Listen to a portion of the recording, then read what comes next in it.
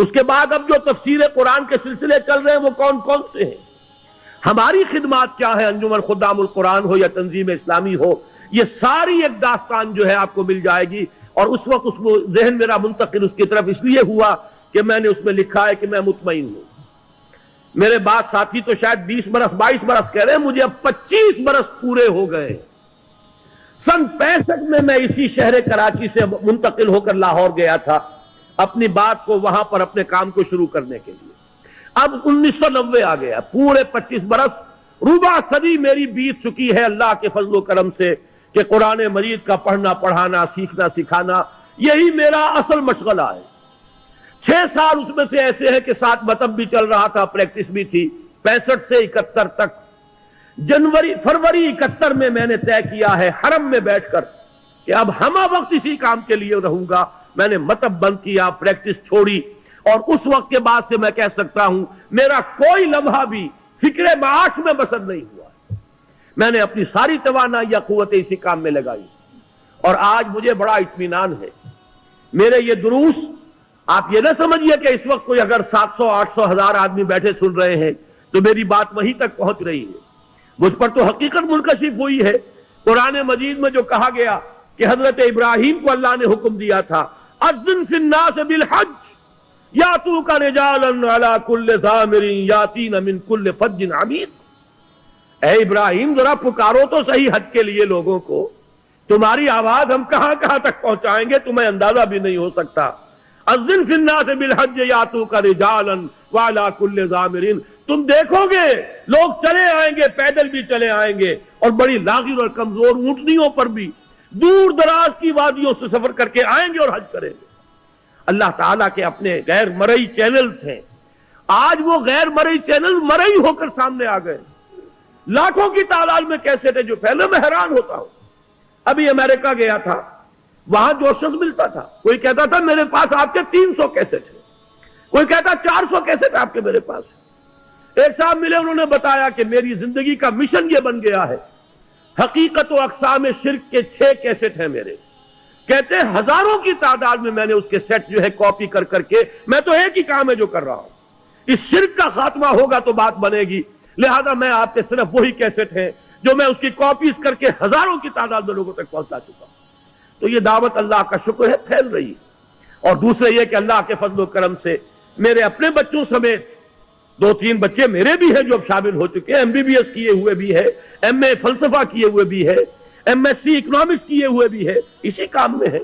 اور میں سمجھتا ہوں کہ تقریباً 25-30 نوجوان اعلیٰ تعلیم یافتہ اب اسی انداز میں درس دے رہے ہیں۔ میرا یہ کام الحمدللہ جاری رہے گا، یہ بات جو ہے بڑھتی رہے گی، پھیلتی رہے گی، لوگوں تک پہنچے گی، اور اس کے لیے ہمیں اندازہ بھی نہیں ہے کہ کہاں کہاں تک یہ باتیں پہنچ رہی ہیں۔ میں نے ابھی اس پرچے میں لکھا، حیدرآباد دکن میں گیا تھا اکتوبر کے اواخر میں، وہاں ایک دن میری تقریر ہوئی، اسی کے کیسٹ رات بھر انہوں نے تیار کیے، اگلے دن جب تقریر ہوئی 700 کیسٹ تیار کر سکے تھے، 700 کے 700 فروخت ہو گئے۔ اور یہ کیسٹ وہ شے جو 3 منٹ میں کاپی ہو جاتا ہے، نہ معلوم اس سے آگے کتنی جگہ پر بات پہنچ رہی ہوگی۔ اور رات بھی ہمارے ایک ساتھی نے بتایا، وہاں سیرت النبی کے جلسے میں جو میں نے تقریر کی تھی، وہ تقریر تو تھی تقریباً 1.5 گھنٹے کی، لیکن 15 منٹ کی وہ تقریر، وہ 1.5 لاکھ 2.25 لاکھ کا مجمع تھا وہ، اس میں 15 منٹ کی تقریر دوردرشن جو ان کا ٹیلی ویژن ہے پورے انڈیا میں، پورے نیٹ ورک پر 15 منٹ کی تقریر میری جو ہے وہ سنائی گئی ہے بھارت کے اندر۔ تو یہ بات تو انشاءاللہ پھیلتی رہے گی۔ میں بوڑھا ہو گیا ہوں، میری علالت کا بھی ذکر کیا گیا، میں علیل رہتا ہوں اب، اور 2 ہفتے سے شدید درد ہے میرے شانے میں اور پورے ہاتھ میں، اور بڑی سخت دوائیں کھا کر اس وقت تو میں یہ سوچ رہا تھا کہ پتہ نہیں گفتگو کر سکوں گا کہ نہیں کر سکوں گا۔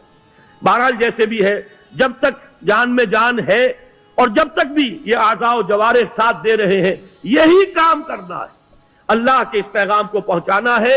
تو میں عرض کر رہا تھا کہ یہ 2 صفحوں میں بہت قیمتی مواد ہے، اگر قدر و قیمت کا احساس آپ کو ہو، بہت قیمتی تحفہ ہے جو صرف ان 2 ورقوں میں آپ کے پاس آ رہا ہے۔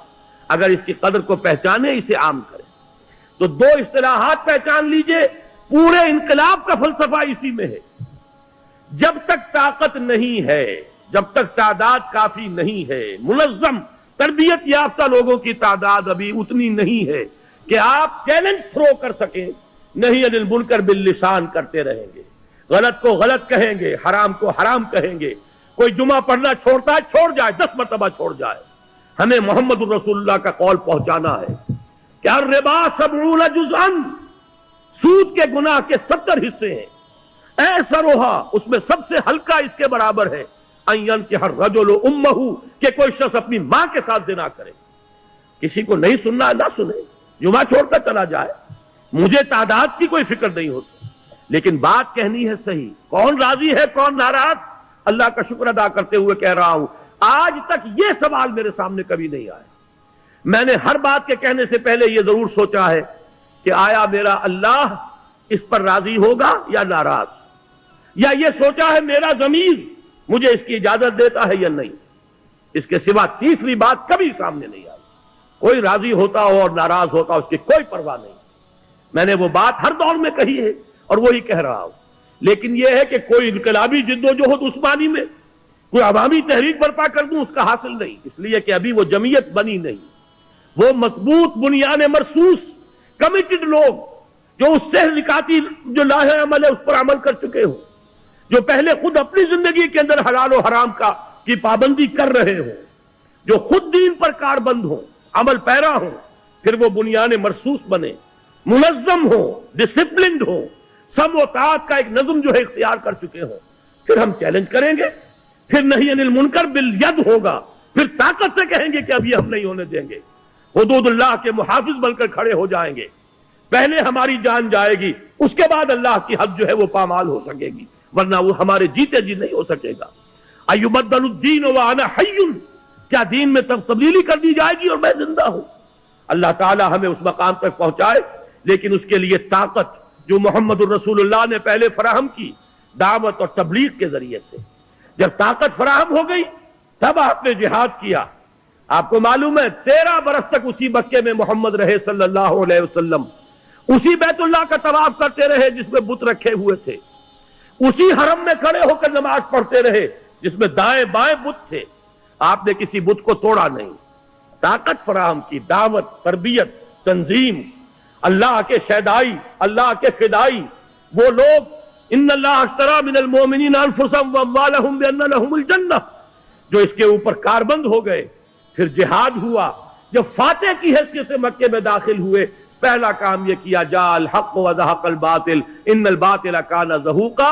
یہ الفاظ آپ فرما رہے تھے اور ایک ایک بت کو توڑا جا رہا تھا. یہ ہے نبوی طریق انقلاب. میں نے 2 جملوں میں بات کر دی ہے، اگر 400 صفحے میں پڑھنی ہے تو وہ منہج انقلاب نبوی والی کتاب ہے. اور اس میں آخری شے یہی ہے، آخری قدم اٹھایا جائے گا کب؟ جب طاقت ہوگی اتنی کہ ہم یہ محسوس کریں کہ اب ہم براہ راست تصادم مول لے سکتے ہیں. اتنی جمعیت ہے منظم لوگوں کی، ڈسپلن ڈیڈیکیٹڈ لوگوں کی، تب کریں گے. گویا کہ 2 اصطلاحات کے حوالے سے بات سمجھ میں آتی ہے. نہی عن المنکر باللسان، دعوت، تبلیغ، قلم، کیسٹ، ویڈیو کیسٹ، رسالے، کتابیں، اخبارات، جو بھی آپ کر سکتے ہو. زبان کا استعمال، قلم کا استعمال، میڈیا کا استعمال، اس کے ذریعے سے نہی عن المنکر باللسان. لیکن ایک تنظیم تیار کیجئے، قوت فراہم کیجئے. اعدوا لهم ما استطعتم، جب طاقت ہو تو پھر کہیے گا کہ اب نہیں ہونے دیں گے. یہ ہوگا نہی عن المنکر بالید، طاقت کے ساتھ. تو فرمایا حضرت ابو سعید خدری نے رضی اللہ تعالی عنہ کہ ارشاد فرمایا محمد الرسول اللہ نے، میں نے خود سنا، فرماتے حضرت ابو سعید خدری، میں نے سنا محمد الرسول اللہ کو فرماتے ہوئے من رأى منکم منکرا فلیغیرہ بیدہ، تم میں سے جو شخص کسی منکر کو دیکھے اس کا فرض ہے کہ اسے طاقت سے روک دے. فَإِلَمْ يَسْتَطِعْ، اگر اس کی طاقت نہ رکھتا ہو جو ہماری اس وقت کی حالت ہے، فَبِلِسَانِهِ، تو اپنی زبان سے. فَإِلَمْ يَسْتَطِعْ فَبِقَلْبِهِ، اگر یہ بھی نہیں تو دل کے اندر ایک صدمہ اور رنج اور دکھ، یہ کرب تو ہو. فرمایا وَذَلِكَ ضَعْفُ الْإِيمَانِ، یہ ایمان کا کمزور ترین درجہ ہے.